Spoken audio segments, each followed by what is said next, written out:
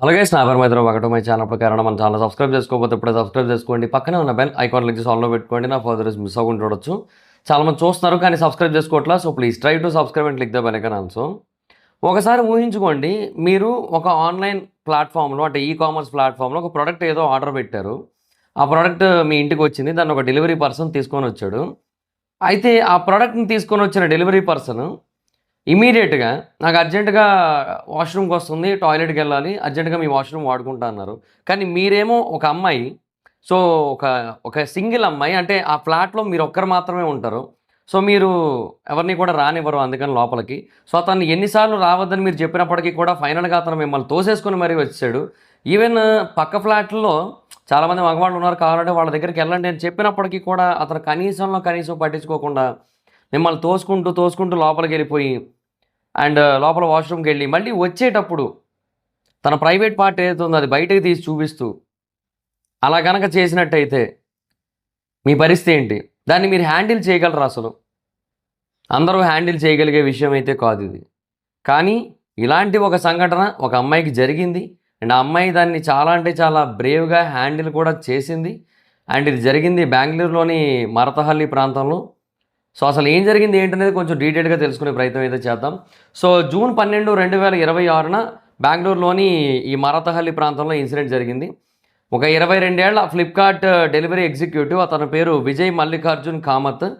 So బేసిక్‌గా ఆ ఫ్లాట్‌లో 27 సంవత్సరాల ఫుడ్ బ్లాగర్ అయిన నీలోఫర్ ఫాతిమా అనే ఒక అమ్మాయి అయితే ఉందన్నమాట. సో ఈ అమ్మాయి బేసిక్‌గా ఒక ప్రొడక్ట్ అయితే ఆర్డర్ చేసింది. ఫ్లిప్‌కార్ట్‌లో ఆర్డర్ చేసింది. సో ఆ ప్రొడక్ట్ మధ్యాహ్నం 1:30 టైంలో తన ఇంటికైతే వచ్చింది. ఈ అమ్మాయి బేసిక్‌గా ఈ బెంగుళూరు దగ్గరలోని, అంటే బెంగుళూరులోని మరతహల్లి దగ్గరలోని మున్నెకొలల అనే ఒక ప్రాంతంలో ఉంటుంది ఆ అమ్మాయి. సో తన ఫ్లాట్‌లో తను ఒక్కరితే ఉంటుంది. సో తనకది బాగా అనిపిస్తది, కంఫర్టబుల్‌గా ఉంటది. సో తనైతే ఉంటుంది ఆ ఫ్లాట్‌లో. అండ్ జనరల్‌గా ఎవరిని కూడా ఎక్కువగా అలౌ చేయదు. కాకపోతే ఏంటంటే బెంగుళూరు కావచ్చు, హైదరాబాద్ కావచ్చు, ముంబై కావచ్చు, ఢిల్లీ కావచ్చు, ఇవన్నీ కూడా ఏంటంటే మెగా సిటీస్. ఈ మెగా సిటీస్‌లో ఏమవుతదంటే ట్రాఫిక్ చాలా ఎక్కువుంటది. సో ఎక్కడికైనా బయటికెళ్ళాలనుకున్నా, ఏం చేయాలనుకున్నా, ఏమైనా కొనుక్కోవాలనుకున్నా, దేనికైనా సరే ఎక్కువ టైం పట్టేస్తది. Because travelling takes too much time అనమాట అక్కడ. సో అంత టైంని బేసిక్‌గా ట్రావెలింగ్‌లో ఖర్చు పెట్టడం ఇష్టం లేక, చిన్న చిన్న ప్రొడక్ట్స్‌ని కూడా జనరల్‌గా ఆన్‌లైన్‌లో ఆర్డర్‌లు పెట్టుకునే సిటీస్ అవన్నీ కూడా. బెంగుళూరులో కావచ్చు, హైదరాబాద్‌లో కావచ్చు. ఎందుకంటే ఈవెన్ మనకి పక్కనే ఒక 1 కిలోమీటర్ దూరంలోనే ఉన్న షాపులన్నీ దొరికేస్తాయని తెలిసినా కూడా, మెయిన్ రోడ్డుకెళ్ళి మళ్ళీ తిరిగి రావడానికి దానికి ఒక 1 అవర్ పడతదన్న ఒక ఫీలింగ్ మన మైండ్‌లో వచ్చినప్పుడు, సరే ఆర్డర్ పెడితే అదేదో దానంతట అదే ఈరోజు సాయంత్రానికో, రేపు మార్నింగ్‌కో వచ్చేస్తది అనిపించినప్పుడు, ఆబ్వియస్‌లీ అలాగే ఆర్డర్ పెట్టుకోవడానికి ప్రిఫర్ చేస్తున్నారు ఈ మధ్య కాలంలో పీపుల్ అందరూ కూడా. సో అలాగే ఆవిడ ఏం ఆర్డర్ పెట్టిందో మనకైతే తెలీదు. బట్ మొత్తానికి ఒక ప్రొడక్ట్ అయితే ఆర్డర్ పెట్టుకుందామె. అండ్ ఇది జరిగింది బేసిక్‌గా 11వ తారీఖున. 12వ తారీఖు సండే రోజు బయటకొచ్చింది విషయం. బట్ 12వ తారీఖున జరిగింది. 11వ తారీఖున జరిగింది. 11వ తారీఖు మధ్యాహ్నం 1:30 టైంలో ఎగ్జాక్ట్‌గా లంచ్ టైంలో అతనైతే తన ఫ్లాట్‌కైతే వచ్చాడు. సో తన సొంత ఇల్లు గదా! ఐ మీన్ తను ఉంటున్న ఇల్లు, అది మేబీ రెంటెడ్ అయ్యుండొచ్చు. సో తను ఉంటున్న ఇల్లు గదా! సో తనకింకా ఎటువంటి ప్రాబ్లమ్ ఉండదు, కంప్లీట్‌గా సేఫ్టీ ఉంటది అని తను అనుకుంటున్న టైంలో, తన సొంత ఇంటిలోనే తనకి సేఫ్టీ లేదని చెప్పి గుర్తు చేసేటటువంటి కైండ్ ఆఫ్ సిట్యుయేషన్ అయితే ఆ రోజు తనకైతే ఎదురైంది. సో 1:30 టైంలో వచ్చాడు. తన పార్సెల్ ఏదైతే ఉందో తనకిచ్చేసాడు. ఇచ్చేసిన తర్వాత తను యాక్చువల్‌గా వెళ్ళిపోవాల్సుంది. కానీ అక్కడ ఏం జరిగిందంటే, అతను బేసిక్‌గా తినని వాష్‌రూమ్ యూజ్ చేసుకుంటానని చెప్పి అడిగాడు. జనరల్‌గా తను 27 ఏళ్ల అమ్మాయి అండ్ యంగ్ వుమెన్. సో తను కూడా 22 ఏళ్ల అబ్బాయి. ఏజ్ ఎంతో తినకు తెలియకపోవచ్చు. బట్ చూడడానికైతే యంగ్ పర్సన్‌లా కనబడుతున్నాడు కాబట్టి, సో అలాంటి ఒక పర్సన్‌ని ఆ టైంలో ఇంట్లోకి రానివ్వడం అనేది కరెక్ట్ కాదని చెప్పి తనకు ఐడియా ఉంది. అండ్ తను చేసేది 100% రైట్ కూడా. కొంతమంది బేసిక్‌గా అంటే మెడికల్ ఎమర్జెన్సీస్ అన్న పాయింట్ ఉంటది. కానీ డెఫినిట్‌గా అసలు ఎట్టి పరిస్థితుల్లోను దాన్ని యాక్సెప్ట్ చేయకూడదు. ఒకసారి ఒక ఒక ఇన్సిడెంట్ జరిగింది. ఎక్కడ అంటే ఢిల్లీ మెట్రో స్టేషన్‌లో ఎక్కడో ఒక ఇన్సిడెంట్ జరిగింది. ఒక ముసలి వ్యక్తి, దాదాపుగా 70 ఏళ్ల వయసు ఉంటుంది. ఒక ముస్లిం అతను. సో అతను బేసిక్‌గా మెట్రో స్టేషన్ పైకి ఎక్కిన తర్వాత అక్కడ ఆ గోడ దగ్గర పోసేస్తున్నాడనమాట టాయిలెట్‌కి. సో అతనైనా సరే అతని విషయంలో బేసిక్‌గా చాలామంది చాలా ఎగైనిస్ట్‌గా మాట్లాడినప్పటికీ కూడా, అతని విషయంలో కూడా కొంతమంది అప్పట్లో సపోర్ట్ చేశారు సేమ్ ఇలాగే ఇతనికి. అంటే ఆ ముస్లిం అతనికి 70 ఏళ్ల అతనికి. ఏమనంటే ఓల్డ్ ఏజ్ పర్సన్ కదా! మన తాత వయసు. సో డెఫినిట్‌గా కొన్ని మెడికల్ ఎమర్జెన్సీస్ ఉంటాయి. సో ఎంతో ఇబ్బంది అయితే తప్ప అలా చెయ్యరు కదా! సో ముస్లిమ్స్ అని చెప్పి ఎందుకు అంత హేట్రెడ్ చూపించడం, ఇలాంటివన్నీ కూడా కొన్ని వచ్చాయి ఆ టైంలో. అవన్నీ పక్కన పెడితే అండ్ ఇక్కడ కూడా జనరల్గా కొంతమంది అలా ఆలోచించచ్చేమో, అంటే అతనికి కూడా మెడికల్ ఎమర్జెన్సీ ఉంది కదా అని చెప్పి. కానీ అంటే మెడికల్ ఎమర్జెన్సీ ఉండుండొచ్చేమో అని చెప్పి. సో వాష్రూమ్ యూజ్ చేసుకోవడం అనేది ఒక ఎమర్జెన్సీ కాదని చెప్పట్లేదు. అండ్ ఆ అమ్మాయి ఏం చెప్తోంది, నా ఫ్లాట్లోనే ఎందుకు, కావాలంటే పక్కన కొన్ని వేరే ఫ్లాట్స్ ఉన్నాయి, అక్కడ మగవాళ్ళు ఉంటారు, వాళ్ళని ఎవరినైనా అడగండి అని చెప్పి కూడా చెప్పింది. కానీ అతనైతే కదలట్లేదు. మేబీ బేసిక్గా ఈవిడ కంటే ఒక పార్సిల్ ఇవ్వడానికి వెళ్ళాడు. సో అందుకని ఈవిడ అట్లీస్ట్ ఒక మనిషి మొహాన్ని చూసింది. వాళ్ళు బేసిక్గా ఇతను ఎవరో ఏంటో కూడా తెలియదు కాబట్టి సడన్గా వచ్చి నేను మీ వాష్రూమ్ యూజ్ చేసుకుంటానంటే వాడు కూడా రానివ్వకపోవచ్చు. సో అది దృష్టిలో పెట్టుకొని వాళ్ళు రానివ్వరని చెప్పి మేబీ ఇక్కడే ఈ ఫ్లాట్లోనే అర్జెంట్గా వాష్రూమ్ యూజ్ చేసేసుకుందాం అన్న పాయింట్లో మేబీ ఉండుండొచ్చు. కానీ ఏదైనా సరే వాష్రూమ్కి వచ్చినట్టయితే ఆ డెలివరీ ఇచ్చే గ్యాప్లోనో కామన్ బయట పబ్లిక్ వాష్రూమ్స్ ఎన్ని ఉంటాయి, బోల్డ్ పబ్లిక్ వాష్రూమ్స్ ఉంటాయి, వాటిలో ఎక్కడైనా వాడుకోవచ్చు. అండ్ మగవాళ్ళకి ఏదైనా ఒక అంటే బేసిక్గా స్వాతంత్రం పరంగా ఏదైనా ఒకటి 100% ఉంది అంటే ఎక్కడ పడితే అక్కడ పోసుకోవచ్చు అనేది అదొక్కటి, అదైతే ఉంది కదా. సో ఎందుకంటే గోడల దగ్గర పోసేస్తుంటారు, చెట్ల దగ్గర పోసేస్తుంటారు, చాలామంది అదే చేస్తుంటారు. సో అలాగైనా చేయొచ్చు కదా. అఫ్కోర్స్ అది కూడా తప్పే, నేను కాదనట్లేదు. కానీ ఒక అమ్మాయి ఇంటిలోకి దూరిపోయి ఒక ఏమంటారు, అమ్మాయి వద్దు బాబు నాకు నా ఇంట్లోకి ఎవరు రావద్దని చెప్పి వద్దంటున్నా కూడా వెళ్ళి అక్కడికి వెళ్ళిపోయి దాన్ని వాష్రూమ్ యూజ్ చేసుకునే కంటే ఇట్లా ఇది చేయడం బెటర్. ఈ గోడల మీదో చెట్ల మీదో పోసేయడం బెటరే నన్ను అడిగితే. సో అది లేదా పబ్లిక్ వాష్రూమ్స్ ఉంటే అవి ఎలాగో వాడుకోవచ్చు, అది బెస్ట్ ఆప్షన్ అది. కానీ అవి ఏవి కనబడలేదే అనుకుందాం పోనీ, అప్పుడు అట్లీస్ట్ ఇలా ఇలా చెయ్యొచ్చు ఏదైనా. అది మానేసి ఆ అమ్మాయి ఇంట్లోకి డైరెక్ట్గా వెళ్ళిపోవడానికి ట్రై చేయడం అనేది నిజంగా చాలా అంటే చాలా వరస్ట్ థింగ్ నన్ను అడిగితే మటుకు. అండ్ ఎంత వద్దు వద్దని చెప్పి ఆమె పొలైట్గా చెబుతూ వచ్చినా కూడా అసలు అతను కనీసం మాట అయితే వినలేదు. సో ఫైనల్గా ఏం చేశాడు, ఇంకా ఆవిడ వద్దంటుంది ఇంకా వినట్లేదని చెప్పి చెప్పులు ఇప్పేసి లోపలికి వెళ్ళి అర్జెంటుగా వాష్రూమ్లోకి వెళ్ళిపోయాడు. ఈవిడ బేసిక్గా భయపడుతూ ఉంది, ఎందుకంటే ఏమో తెలియదు కదా, తను వాష్రూమ్ పర్పస్ మీద వెళ్ళాడు, మరి వచ్చాక ఏం చేస్తాడో తెలియదు, అసలు లోపల ఏ పర్పస్ మీద ఉన్నాడో తెలియదు, ఏమీ తెలియదు కదా. సో అందుకని ఏం చేసింది, మెయిన్ డోర్ ఓపెన్ చేసి పెట్టుకుంది, మెయిన్ డోర్ దగ్గరే నుంచొని ఉంది, గట్టి గట్టిగా అరుస్తూ ఉంది, బయటికి రా బయటికి రా బయటికి రా అని అరుస్తూ ఉంది కన్నడలో. సో అరుస్తూ ఉంది కన్నడ ఆర్ సంథింగ్ తన లాంగ్వేజ్లో. సో ఇంకా లాంగ్వేజ్ ఐడియా లేదు మనకి. సో తన లాంగ్వేజ్లో అరుస్తోంది అండ్ తనని బయటికి రమ్మంటోంది. అండ్ చాలా అయితే చాలా భయపడింది ఆమె అయితే మటుకు. నిజంగా అలాంటి ఒక సిచ్యువేషన్లో ఎవరు కూడా ఎంత బెటర్గా హ్యాండిల్ చేయలేరు. కానీ ఆమె ఏం చేసిందంటే ఇమీడియట్గా మొబైల్ ఆన్ చేసింది, కెమెరాతో రికార్డ్ చేయడం మొదలుపెట్టింది మొత్తం. అండ్ అతను బయటికి రావడానికి కూడా రికార్డ్ చేసింది. అండ్ అతను రికార్డ్ చేస్తున్నప్పుడు అతని ప్యాంట్ ఏదైతే ఉందో అది బేసిక్గా జిప్ వేసుకోలేదు అతను. సో అది కనబడుతోంది. అయితే బేసిక్గా ఆమె ఏమంటోందంటే అతను బయటకు వచ్చిన తర్వాత తన ప్రైవేట్ పార్ట్ని ఈమెకు చూపించాడు, చూపించి తనని కొంచెం భయపెట్టే ప్రయత్నం చేశాడు, బెదిరించే ప్రయత్నం చేశాడు అన్నట్టుగా చెప్తోంది. అది మనకు వీడియోలో పెట్టలేదు, మేబీ అది పెట్టడం కరెక్ట్ కాదని పెట్టలేదా లేదా అది రికార్డ్ చేయలేదా మరి మనకు ఐడియా లేదు. సో అతనైతే మటుకు టాయిలెట్ పర్పస్ మీద బయటకు వచ్చి ఉండొచ్చు. అండ్ తర్వాత టాయిలెట్ ఫినిష్ చేసుకొని బయటకు వచ్చి ఉండొచ్చు. అండ్ ఆ జిప్ అనేది వేసుకోలేదు, ఈవిడ అరుస్తూ ఉండడం వల్ల హడావిడిగా వచ్చి ఉండొచ్చు. సో అక్కడ ఎక్స్పోజ్ కూడా అయ్యి ఉండొచ్చు, ఆ జిప్ అనేది వేసుకోకపోవడం వల్ల కూడా ఎక్స్పోజ్ అయ్యి ఉండొచ్చు. అది మనం ఎగ్జాక్ట్గా మనం చెప్పలేము ఏం జరిగిందనేది, మనం ఎవరూ చూడలేదు. సో బట్ బెంగళూరులో ఏంటంటే కొంచెం కొన్ని ఇన్సిడెంట్స్ జనరల్గానే, అంటే బెంగళూరు అనే కాదు, ఇలాంటి ఒక ఎక్స్ట్రీమ్ ఏమంటారు టెన్షన్ నెర్వస్ స్టేట్లో ఉన్నప్పుడు జనరల్గా కొన్నిసార్లు అక్కడ ఇంకొకటి జరిగినా మనకి ఇంకోలా కనబడుతుంది ఆబ్వియస్లీ. ఇప్పుడు ఆమె ఉన్న పొజిషన్కి ఎవడో తెలియని ఒక వ్యక్తి వచ్చి లోపలికి వెళ్ళిపోయి టాయిలెట్కి వెళ్ళిపోతున్నా, బాత్రూమ్కి వస్తుంది అర్జెంటుగా అని చెప్పి వెళ్ళిపోయి, అండ్ ఆ పర్సన్ బేసిక్గా బయటకు వచ్చేటప్పుడు ప్యాంట్ కూడా జిప్ వేసుకోకుండా ఉన్న టైంలో అండ్ అది ఎక్స్పోజ్ అయ్యింది అనుకోండి పొరపాటున, అది బేసిక్గా అతను కావాలని ఎక్స్పోజ్ చేశాడని అనుకుంటారు ఎవరైనా సరే. సో ఎవరైనా అలాగే ఆలోచిస్తారు, అంతే తప్పించి ఎవరు కూడా అది పొరపాటున జరిగిందని అనుకోరు. ఆమె ఉన్న స్టేట్ ఆఫ్ మైండ్గా అలా అనిపించడం కూడా తప్పులేదు. బట్ మేబీ ఎగ్జాక్ట్గా అలాగే జరిగిందని అయితే మనం చెప్పలేమని అయితే నేను చెప్తున్నాను. సో మనకు ఎగ్జాక్ట్గా తెలియదు కాబట్టి. సో బేసిక్గా ఇన్వెస్టిగేషన్ జరుగుతుంది, ఫర్దర్గా మనకు ఒక క్లారిటీ వస్తుంది. సో బేసిక్గా ఆ తర్వాత బయటకు వచ్చాడు, బయటకు వచ్చి చెప్పులు వేసుకున్నాడు.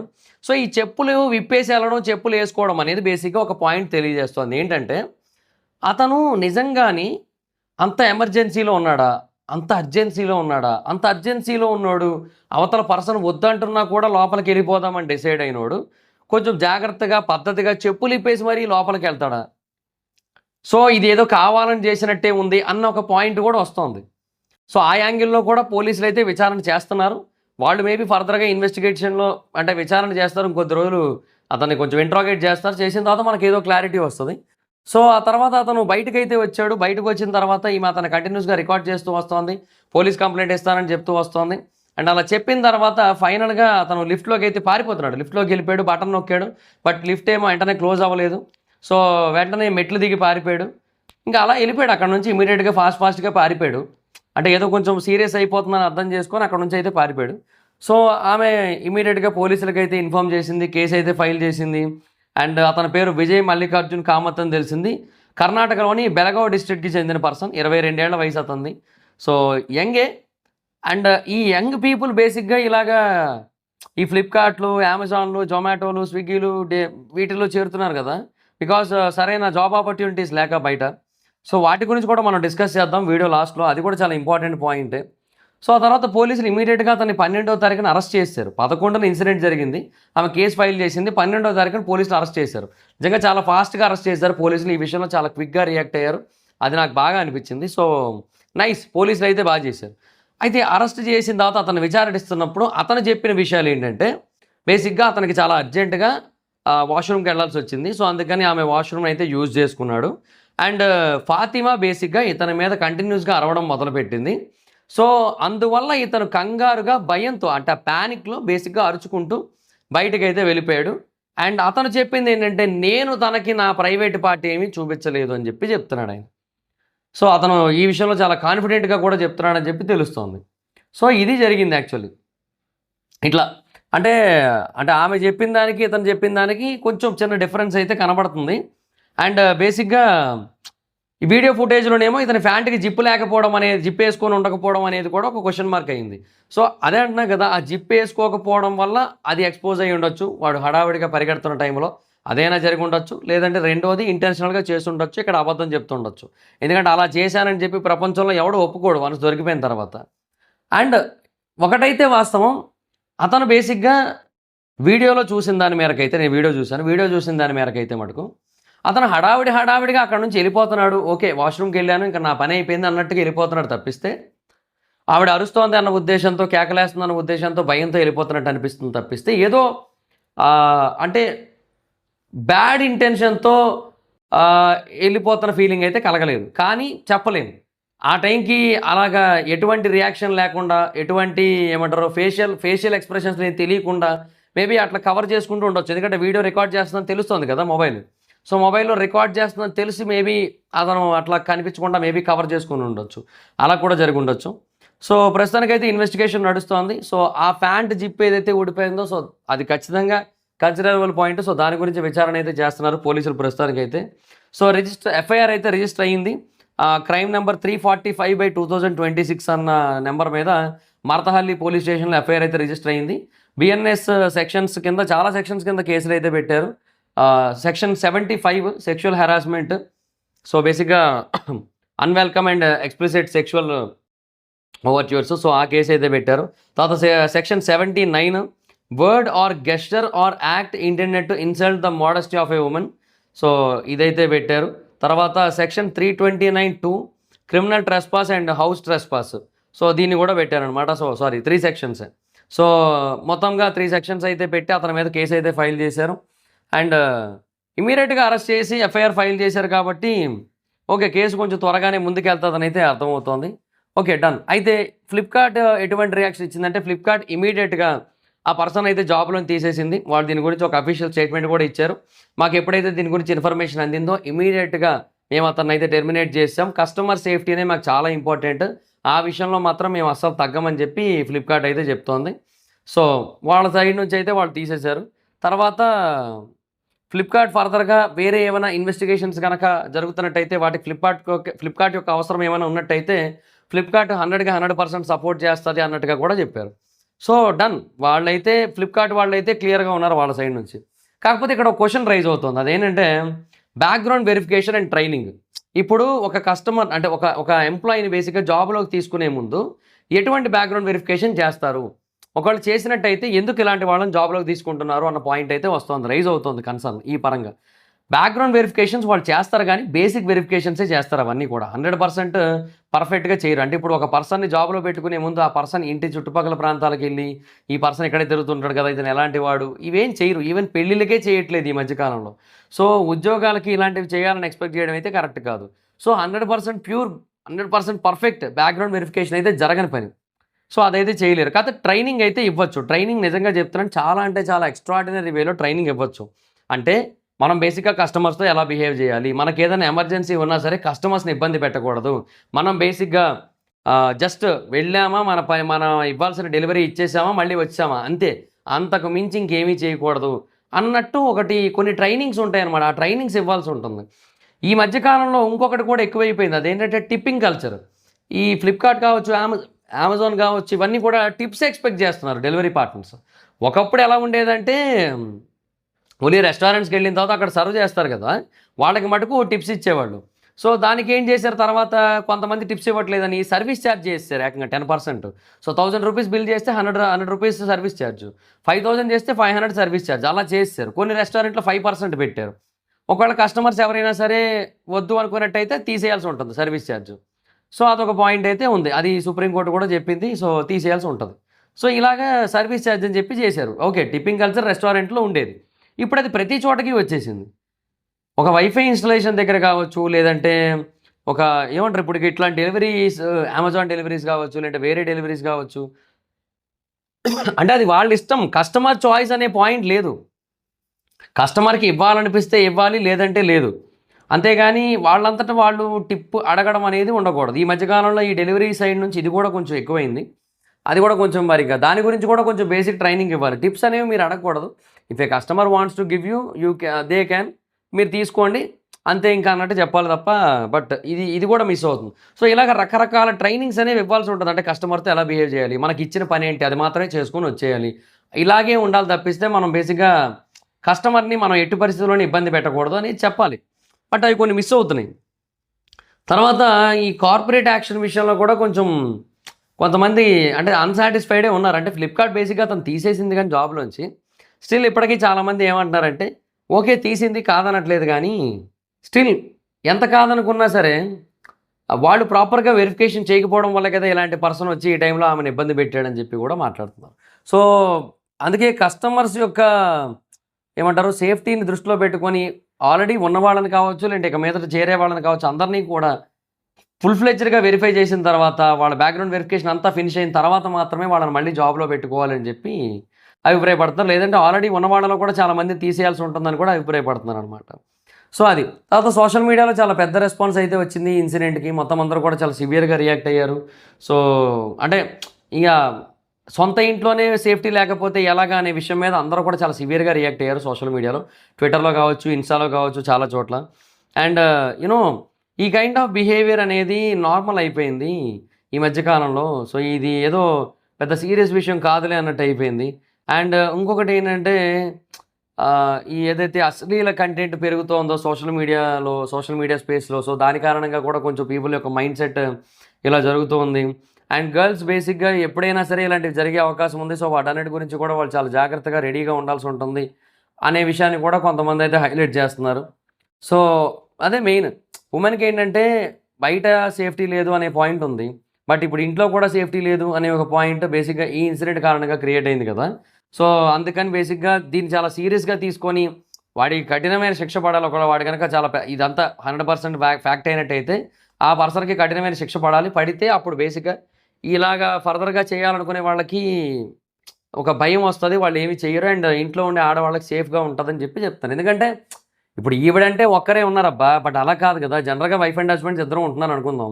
హస్బెండ్ ఆఫీస్కి వెళ్ళిపోయాడు, వైఫ్ ఒక్కరితో ఇంట్లో ఉందనుకుందాం. అప్పుడేంటి పరిస్థితి? అప్పుడైనా కదా ఒక సోలో ఉమెన్ ఇంట్లో ఉన్నట్టే కదా, మరి ఆవిడకైనా ఇదే ఇబ్బంది ఎదురవుతుంది కదా. సో ఈవిడ పోనీ సోలో ఉమెన్ అనుకున్నట్టయితే అలా కూడా కాదు కదా. సో అది పాయింట్. సో ఈ గిగ్ ఎకానమీ ఏదైతే ఉందో దాని యొక్క డార్క్ సైడ్స్లో ఇది కూడా ఒకటని చెప్పి చాలామంది అభిప్రాయపడుతున్నారు. అంటే గిగ్ వర్కర్స్ అంటారు. ఈ స్విగ్గీ, జొమాటో, జెప్టో, బిగ్ బాస్కెట్, బ్లింకిట్, ఈ అమెజాన్, ఫ్లిప్కార్ట్, ఇవన్నీ కూడా ఈ డెలివరీ పార్ట్నర్స్ ఎవరైతే ఉంటారో వాళ్ళందరూ కూడా గిగ్ వర్కర్స్ అంటారు. సో ఈ గిగ్ ఎకానమీ అనేది బాగా పెరిగిపోయింది. చాలా పెద్ద స్థాయిలో భారతదేశానికి చెందిన కుర్రోళ్ళు పెద్దోళ్ళని కాకుండా అందరూ కూడా అందులో చేరుతున్నారు. ఈ ఉద్యోగాల్లో చేరుతున్నారు, అవన్నీ కూడా నడుస్తున్నాయి. సో ఇవన్నీ కూడా మిలియన్స్ ఆఫ్ పార్ట్నర్స్ని జాయిన్ చేసుకుంటున్నాయి, బాగానే ఉంది. కానీ బేసిక్గా బాగా చదువుకున్న వాళ్ళు కూడా ఈ ఉద్యోగాలు చేయాల్సి వస్తుంది నిరుద్యోగం కారణంగా. సో భారతీయ యువతని బేసిక్గా ఈ ఈ డెలివరీ పార్ట్నర్స్ పేరుతో కట్టిపడేస్తున్నారు అన్న ఒక పాయింట్ ఉంది, అది ఉండనే ఉంది. సో అది కాకుండా ఇక ఇలాంటి ఇన్సిడెంట్లు జరిగినప్పుడు దీని యొక్క డార్క్ సైడ్స్లో ఇది కూడా ఒకటి అన్న పాయింట్ కూడా వినపడుతుంటుంది అనమాట. అది చూడాలి. సో బేసిక్గా ఆ కన్వీనియన్స్ ఎకానమీ ఏదైతే ఉందో దాని యొక్క ఇంకొక డార్క్ సైడ్ అయితే మనకి ఈ ఇన్సిడెంట్ అయితే చూపించింది. అండ్ ఆ బ్యాక్గ్రౌండ్ వెరిఫికేషన్ గ్యాప్స్ని కూడా ఇది మనకి బయటకు చూపించింది. అంటే కొన్ని వేల లక్షల మంది ఉద్యోగాల్లో తీసుకుంటున్న టైంలో ఇలాంటి వాటి కోసం, ఈ డెలివరీ పార్ట్నర్స్ జాబుల కోసం, సో అంత ఈజీ కాదు బ్యాక్గ్రౌండ్ వెరిఫికేషన్ చేయడం. ఆ పర్సన్కి ఒక బండి ఉందా లేదా, ఆ పర్సన్ డెలివరీ చేయగలుగుతాడా లేదా, లోకల్ లాంగ్వేజ్ మాట్లాడగలుగుతాడా లేదా, ఇవి మాత్రమే చూస్తారు తప్పిస్తే ఇంకా అంతకంటే ఎక్స్ట్రీమ్ డీటెయిల్స్ అయితే మటుకు కన్సిడర్ చేయరు కదా. సో అదొక పెద్ద సమస్య అయిపోతుంది అనమాట అందరికీ కూడా. చూడాలి మరి ఏం చేస్తారో ఏంటనేది వాళ్ళకే తెలియాలి. సో అకౌంటబిలిటీ ఎవరు తీసుకోవాలి? బేసిక్గా ఈ కామర్స్ వెబ్సైట్ యొక్క డెలివరీ పార్ట్నర్గా అతను వచ్చాడు కాబట్టి ఈ కామర్స్ కూడా దీనికి అకౌంటబిలిటీ తీసుకోవాలని చెప్తున్నారు. అంటే అకౌంటబిలిటీ అంటే అతన్ని సస్పెండ్ చేయడం, టెర్మినేట్ చేయడం కాదు, ఫర్దర్గా వచ్చే ప్రతి ఒక్క ఎంప్లాయీ కూడా ఇలా చేయకుండా చూసుకోవాల్సిన అవసరం ఎంతైనా ఉందని చెప్తున్నారు. సో బేసిక్గా కొన్ని లెజిస్లేటివ్ అండ్ పాలసీ ఇంప్లిమేషన్ చేయాల్సి ఉంటుందని అభిప్రాయపడుతున్నారు. అందులో మొదటిది mandatory and rigorous background verification. So చాలా సాలిడ్ బ్యాక్గ్రౌండ్ వెరిఫికేషన్ అయితే అవసరం అని అభిప్రాయపడుతున్నారు. తర్వాత రెండోది పెనాల్టీస్. ఏదైనా కొంచెం అంటే తప్పు చేస్తున్నారు ట్రైనింగ్లో అని కనుక తెలిసినట్టయితే ఆ ఈ కామర్స్ సైట్స్కి బేసిక్గా చాలా పెద్ద పెనాల్టీస్ వేయాలి.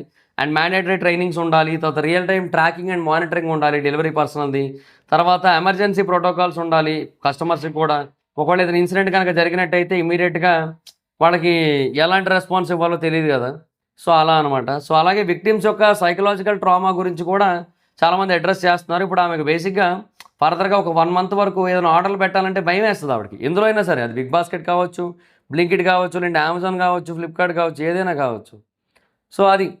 సో బేసిక్గా ఈ ఇన్సిడెంట్ ఏదంటే ఎంటైర్ నేషన్కి ఒక వేకప్ కాల్ లాంటిది. ఎందుకంటే ఎంటైర్ నేషన్లోని మెయిన్ సిటీస్ ఏవైతే ఉంటాయో అవన్నీ కూడా ఇప్పుడు బేసిక్గా ఈ గిగ్ ఎకానమీ మీద, అంటే ఈ Swiggy, Amazon, Flipkart, Zomato, Zepto వీటి మీద డిపెండ్ అయి ఉంది. బిగ్ బాస్కెట్, బ్లింకిట్ వీటి మీద డిపెండ్ అయి ఉంది. సో వాళ్ళందరూ కూడా ఇంకా జాగ్రత్తగా ఉండాలి అనే విషయాన్ని అర్థం చేసే మన కళ్ళ ముందు కట్టేలా చెప్తోంది అనమాట. వీలైతే మీరు వన్స్ రావద్దు అన్న తర్వాత వెంటనే డోర్ వేసేయండి, అంతే సింపుల్. ఆ డోర్ దగ్గర నుంచి మల్టిపుల్ టైమ్స్ చెప్పాల్సిన అవసరం కూడా లేదు. ఆమె చెప్పాను అంటుంది కదా, అన్నిసార్లు చెప్పొద్దు, అన్నిసార్లు చెప్పడమే ప్రాబ్లం ఇంకా.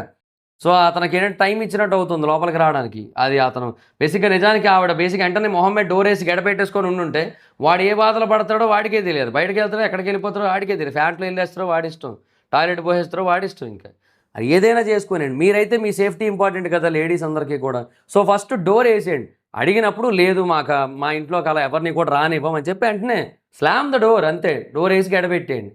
అది చేయండి. అది చేస్తే బెస్ట్ ఆప్షన్. అలా చేయకుండా అలా ఉంచడం వల్ల అంటే మనం ఏమనుకుంటాం, మాటలతో చెప్తే వింటారులే అనుకుంటాం.